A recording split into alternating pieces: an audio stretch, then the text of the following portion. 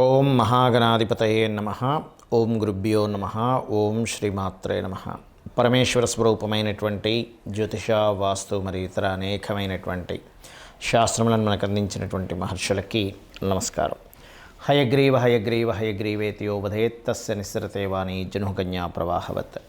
అరుణాం కరుణాతరంగితాక్షీం ధృతపాశాంకుశపుష్పబాణచాపాం అనిమాదిభిరావృతాం మయూకైః అహమిత్యేవ విభావయే భవానీం. శ్రీమాత్రే నమః. ప్రేక్షకులకి ఆ లలితాంబిక అమ్మవారి యొక్క అనుగ్రహం పరిపూర్ణంగా కలగాలని మనస్ఫూర్తిగా కోరుకుంటూ మనం ఈరోజు చెప్పుకోబోయేటువంటి టాపిక్ ఏదైతే ఉందో, ముఖ్యంగా ఈ యొక్క అక్టోబర్ మాసంలో 1వ తేదీ నుంచి నెలాఖరి వరకు ఉన్నటువంటి గ్రహస్థితి ఏ విధంగా ఉంది అని ముఖ్యంగా ముందుగా చూసుకున్నట్లయితే, ఈ యొక్క మాస ఫలితాల్లో కుజుడు మిథునంలోని, అదేవిధంగా గురువు వృషభ రాశిలోని మనకి ఈ అక్టోబర్ మాసంలో 10వ తేదీ నుంచి గురువు వక్రిస్తున్నాడు చెప్పాలంటే. అదేవిధంగా అక్టోబర్ 20వ తేదీ నుంచి కుజుడు నీచ పొందుతున్నాడు, గుర్తుపెట్టుకోండి. అదేవిధంగా మనకి కన్యారాశిలో 17వ తేదీ వరకు కేతువుతో రవి ఉంటూ, ఈ రవికేతువులతో పాటు మనకి ఆ యొక్క బుధుని యొక్క సంచారం ఉంటూ, ఆ బుధుడు 13వ తేదీ నుంచి తులలోకి రావడము, 11వ తేదీ నుంచి శుక్రుడు వృశ్చికంలోకి వెళ్ళడము, శని వక్రించి కుంభంలో ఉండడం జరుగుతుంది. ఈ యొక్క గ్రహస్థితిని అనుసరించి ద్వాదశ లగ్నాల వారికి, లగ్నం తెలియని వారి రాశి వారికి ఎటువంటి శుభ ఫలితములు జరగనున్నాయి, ఏ విషయాల పట్ల జాగ్రత్తగా ఉండాలనేటువంటి విషయాలు చెప్తుంది. నేనైనప్పటికీ కూడా చెప్పిస్తుంది సాక్షాత్ ఆ లలితా అమ్మవారి చెప్పిస్తుందని భావిస్తూ, కుంభలగ్నము, కుంభరాశి లగ్నంలో శని భగవానుడు కుజుడి యొక్క దృష్టి కలిగి ఉన్నాడు. సో ఎప్పుడైతే శని లగ్నంలో ఉంటూ కుజుడి యొక్క దృష్టి ఉందో, ఇది కలిగించేటువంటి ఫలితాల్లో ఓవర్ స్ట్రెస్ని ఇస్తున్నాడు ఇక్కడ కుజుడు, శని. అలాగే ఈ 20వ తేదీ నుంచి ఎప్పుడైతే కుజుడు నీచ పొంది దృష్టి పొందుతున్నాడో, 20వ తేదీ నుంచి మాత్రం మీరు ఎవరికైనా అప్పులు ఇవ్వడము, అప్పుకు సంబంధించినటువంటి విషయాల్లో చాలా కేర్గా ఉండండి. ధనపరంగా కూడా ఒక్కోసారి అంటే అప్పు మూలంగా ఇవ్వడం తీసుకోవడం ద్వారానే ఇక్కడ ఎక్కువ చూపిస్తుంది గొడవ అనేటువంటిది, అదొకటి చూసుకోండి. ప్లస్ దాంతోపాటు కొంత ప్లేస్ ఆఫ్ చేంజ్ గోచరిస్తుంది, ఉన్న ప్రదేశం మారుతారనేటువంటిది చాలా స్పష్టంగా ఉంది.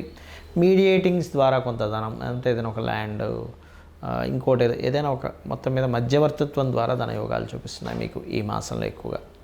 అలాగే కొన్ని కాలేజెస్ కానీ, స్కూల్స్ కానీ, విద్యా సంబంధించిన విషయంలో కొన్ని మార్పులు చేర్పులు కూడా ఉన్నాయి. కాకపోతే ఇక్కడ ఈ 6లో ఉండేటువంటి కుజుడు మాత్రం కొంత అగ్రెసివ్ నేచరు, ఎలాగైనా సరే నేను సాధించాలని ఒక పట్టుదలని, గొడవ వాతావరణాన్ని క్రియేట్ చేస్తూ ఉంటాడు.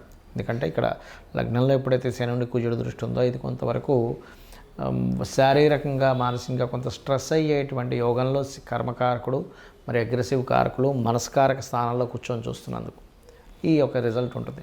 మరి దీనికి ఎలాగా రిజల్ట్, దీన్ని తప్పించుకొని మంచి దీంట్లోకి వెళ్ళడం ఎలాగా అంటే, సింధూర లేపనం ఆంజనేయ స్వామికి చేయించడము, ఆకు పూజ చేయించుకోవడము, అలాగే విష్ణు సహస్రనామాలు ఎక్కువగా వినడం చేస్తూ ఉండాలి.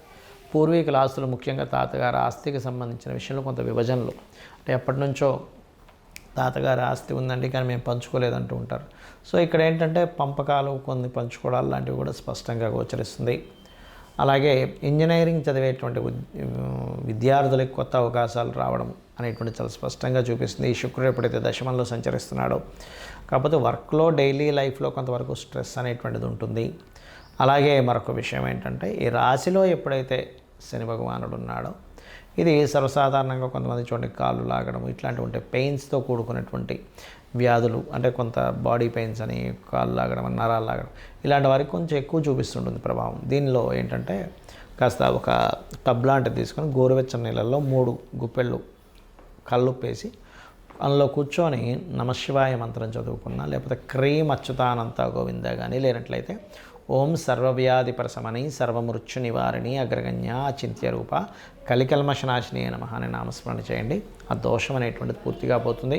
నవగ్రహాల్లో కుజ, శని, కేతు, రాహు గ్రహాల దగ్గర దీపారాధన చేయండి. 2లో రాహు ఉన్నందుకు విదేశీ ధనయోగం కూడా ఇస్తాడు ఇక్కడ. అదేవిధంగా గోవులకి క్యారెట్స్, బెల్లం తినిపించండి, అన్ని విధాలా బాగుంటుంది. ఈ నెల 20వ తేదీ నుంచి కుజుడు నీచ పొందుతున్నాడని చెప్పుకున్నాం. అయితే ఇక్కడ చాలామందికి జాతకం ఉంటుంది, వాళ్ళకి డేట్ ఆఫ్ బర్త్ రాస్తారు, కొంతమంది రాయరు.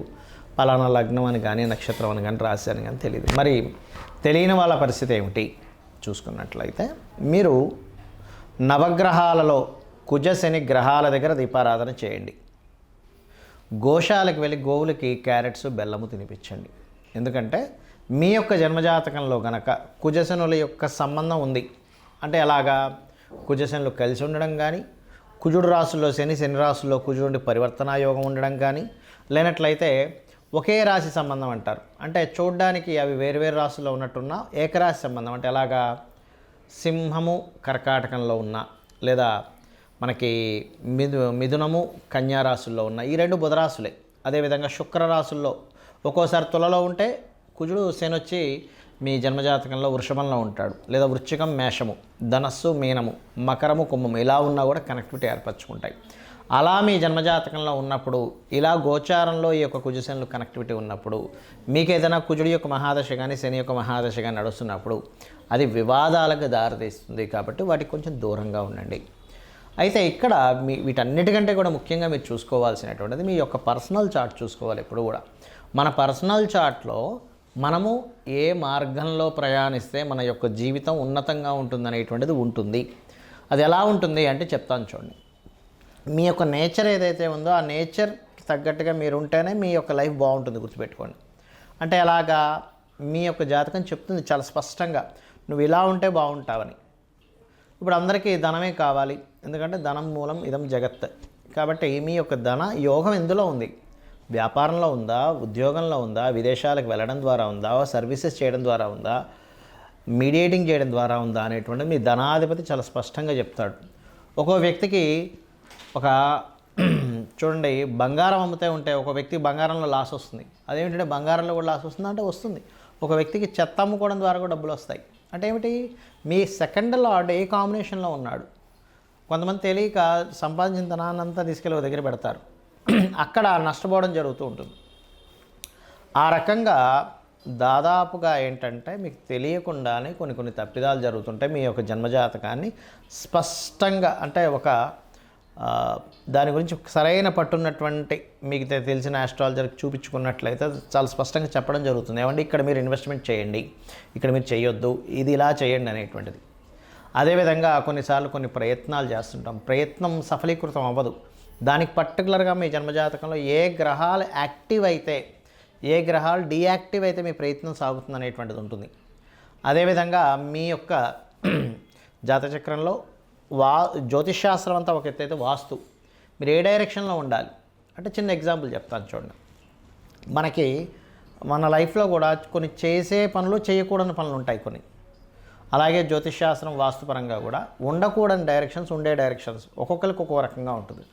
మీ పేరులో ఉండే మొదటి అక్షరాన్ని వర్గుగా తీసుకొని వర్గు నిర్ధారణ పరంగా మీరు ఏ డైరెక్షన్లో ఉంటే బాగుంటుంది అంటే, మనకు శాస్త్రంలో అన్ని డైరెక్షన్స్ మంచివే, కానీ మీకేది సరిపోతుందని చెప్పబడింది శాస్త్రంలో. మీ పేరులో ఉండే మొదటి అక్షరాన్ని మీకుండేటువంటి మీరుండే డైరెక్షన్ని తీసుకొని దాన్ని క్యాల్కులేట్ చేస్తారు. దాన్ని వర్గు నిర్ధారణ అంటారు. దాని గురించి నేను 8 వీడియోలు చేశాను. పంచాంగాల్లో కొన్ని తప్పులు ఉన్నాయని చెప్పాను. మీరు అది క్లియర్గా క్యాల్కులేటివ్గా చెప్పినటువంటిది మీరు చూసుకోవచ్చు కూడా. అదేవిధంగా కొంతమందికి సంతానం ఎందుకు కలగట్లేదని కానీ దానికి ఏం చేసుకోవాలి, చిన్న రెమెడీస్తో దక్షిణామూర్తి ఆరాధన, దత్తాత్రేయుడు యొక్క ఆరాధన ద్వారా సంతానం కలుగుతుంది. లేదా మీ పంచమాధిపతి ఎవరో తెలుసుకొని చేయొచ్చు. కొన్నిసార్లు అదే పంచమాధిపతి షేర్ మార్కెట్కి, సినిమా ఫీల్డ్కి, కొన్ని లవ్ రిలేటెడ్ సంబంధించిన విషయాలు కూడా కనెక్ట్ అయి ఉంటాడు. అలాంటప్పుడు ఆ ఫీల్డ్స్లో రాణించే యోగం ఉంటే ఖచ్చితంగా రాణిస్తారు, అందులో ఎటువంటి సందేహం లేదు. కొంతమందికి సినిమా ఫీల్డ్లోనే టాప్ పొజిషన్లోకి వెళ్తారు, అదే సినిమా ఫీల్డ్లోకి వెళ్ళడం ద్వారా డౌన్ఫాల్ అవుతూ ఉంటారు. సో అది అసలు ఎందుకు జరుగుతుంది అనేటువంటిది మనం పట్టుకోగలగాలి. అదేవిధంగా వివాహ సమయాన్ని కానీ, వ్యాపార సమయాన్ని కానీ, విదేశాలకు వెళ్ళేటువంటి యోగాలు కానివ్వండి, కొన్ని తెలుసో తెలియకో పూర్వజన్మలో చేసినటువంటి కొన్ని కర్మల ఆధారంగా కొన్ని దోషాలు ఏర్పడతాయి. అంత మాత్రం చేత ఏదో దోషం ఉంది, నా జీవితం ఇంక ఇక్కడ అయిపోయింది, ఏలినాడు శని నడుస్తుంది కాబట్టి ఏదో అయిపోయింది, సర్పదోషం నడుస్తుంది కాబట్టి ఇంక నా జీవితం అయిపోయింది అనడానికి లేదు. అలా ఎక్కడా కూడా శాస్త్రంలో చెప్పలేదు అంటారు నేను. ఎందుకంటే ఏ మహర్షి కూడా, ఏ గ్రంథంలోని కూడా నీకు ఈ దోషం ఉంటే నీ లైఫ్ ఇంక అయిపోయిందని ఎక్కడ రాయలేదు. చూపించండి కావాలంటే. నీకు ఈ దోషం ఎందుకు ఏర్పడిందో చెప్పాడు మహర్షి. నువ్వు ఈ కర్మని చేసావు కాబట్టి నీకు ఈ దోషం ఏర్పడింది. ఈ యొక్క దోషాన్ని కర్మ విపాకము అనేటువంటి గ్రంథంలో దీన్ని ఎలా తీర్చుకోవాలి, నువ్వు కొన్ని మంచి పనులు చేసుకుంటూ అమ్మవారి పాదాలు పట్టుకుంటూ లేనట్లయితే దానికి సంబంధించిన ఒక నామాన్ని జపం చేస్తూ దానమిస్తూ లేదా కొన్ని దేవతా సంబంధించినటువంటి కొన్ని హోమాలో యజ్ఞాలో లేకపోతే కొన్ని కార్యక్రమాలు పేదవాళ్ళకి సహాయం చేస్తున్నావు, గోష్ఠ సేవ చేసుకుంటూనో నువ్వు బయటపడొచ్చు అని చెప్పారు. కానీ నా జీవితం ఇంతే, నాకు ఈ సర్పదోషం ఉంది కాబట్టి నా జీవితం ఇంతే, నాకు ఏలినాడ్సని నడుస్తుంది కాబట్టి ఇంకేమీ కలిసి రాదు, ఇంట్లో కూర్చోవాలనేటువంటిది ఏ మహర్షి ఎక్కడా చెప్పలేదు. ఇది ఫస్ట్ గుర్తుపెట్టుకోండి. ఎందుకంటే జ్యోతిష్శాస్త్రం అనేటువంటిది వెలుగును చూపించే, జ్యోతి అంటే వెలుగు. అంతేగాని ఇంకా నా జీవితం ఇంతే అనుకోవడానికి జ్యోతిష్శాస్త్రం చూసుకోవాల్సిన అవసరమే లేదు. జ్యోతిష్యం కానీ వాస్తు కానీ మన యొక్క ఉన్నతి కోసం ఉన్నటువంటివి. కాబట్టి దయచేసి నేను మీకు కొన్ని సూత్రాలు చెప్తాను. మీ జాతకం ఎలా ఉన్నా సరే ఇవి కనుక పాటించారో అద్భుతంగా ఉంటుంది. ఏమిటంటే పొద్దున్నే సూర్యోదయానికి ముందే స్నానం చేసి దీపారాధన చేయండి. Point number 1. మీకు దగ్గరలో ఉన్నటువంటి గుడికి వెళ్ళండి రెగ్యులర్గా. Point number 2. పాయింట్ నెంబర్ 3 ఏమిటి అంటే మీరు వీలున్నప్పుడల్లా కూడా గోశాలకు వెళ్ళి గోవులకి ఏదైనా దేశీవాళ్ళ గోవులకి ఏదో ఒకటి తినిపిస్తూ ఉండండి. 4వది మీకు తోచిన సహాయం పేదవాళ్ళకి ఏదో ఒక రూపంలో ఇస్తూ ఉండండి. ఇది మీకు చాలా, లేదా పక్షులకి జంతువులకి ఏదో ఒకటి తినిపిస్తూ ఉండండి. 5వ పాయింట్ ఏంటంటే వీలున్నప్పుడల్లా 4 డబ్బులు ఉన్నప్పుడు క్షేత్ర దర్శనం చేయండి. ఏ క్షేత్రంలో ఏ గంధర్వుడో మహర్షో లేకపోతే యక్షుడో ఏ సిద్ధుడో మీకు తెలియకుండా సూక్ష్మ రూపంలో ఉంటూ మీ యొక్క కర్మలను తొలగించేటువంటి యోగం మీకు పడుతుంది. ఇవి చేయండి చాలు. అంతేగాని ఏదో దోషం ఉంది, ఏదో అయిపోతుంది, నా జీవితం ఇంతే అనేటువంటి వాటిల్లో ఉండి అనవసరంగా మీ యొక్క జీవితాలు పాడు చేసుకోకండి.